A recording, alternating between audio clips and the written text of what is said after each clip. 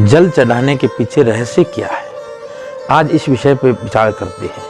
भगवान शिव को जब हम जल चढ़ाते हैं, कभी विचार किया है कि हम जल चढ़ा रहे हैं, क्यों चढ़ाया जा रहा है?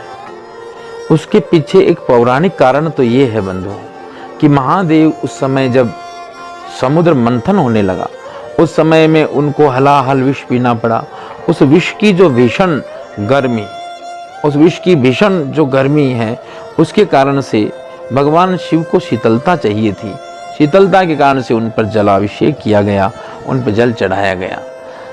और भगवान शिव को ऐसा शास्त्रों में आता है कि जलधारा शिव प्रिय। भगवान शिव को जल चढ़ाने से भगवान शिव की प्रियता, उनको प्रसन्नता होती है, जल चढ़ाया जाता है। और कोई देवता ऐसा नहीं है जिन पर जल चढ़ाया जाए। भगवान शिव पर अगर श्रृंगार भी कर दिया जाए तो श्रृंगार के पश्चात भी उन पर जल चढ़ाया जाता है। एक रहस्य और है कि इस जल चढ़ाने के पीछे आप देखेंगे कि व्यक्ति भूखा रह सकता है, 4-5 दिन भूखा रह सकता है, उसको ज़्यादा तकलीफ नहीं होगी।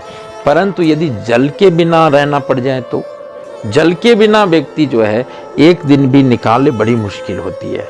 आप देखते होंगे निर्जला एकादशी है या महिलाएं माताएं बहनें रहती है, करवा चौथ का व्रत रहती है, कितना मुश्किल होता है।